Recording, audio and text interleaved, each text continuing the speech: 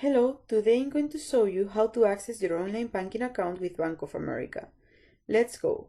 First of all, you have to type www.bankofamerica.com in the address line of your browser and hit the enter button. Once you have got to see this web page, you should use the online banking form, placed on the left. There, you have to enter your online ID in the first field. Next, enter your passcode in the following field. You are also able to save your online ID for future sessions by clicking here. Once this form has been filled, click on this Sign In button and access your account.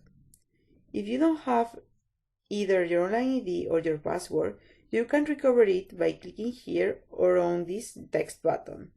Let's try to recover a passcode. So, you have to click here. Now, you're asked to provide your credit card or account number in the first field.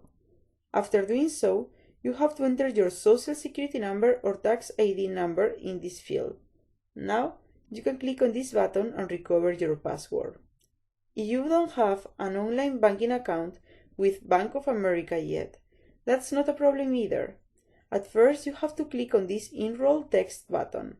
On this page, you should type the last 6 digits of your card or account and social security number. Instead of social security number, you can type your tax ID.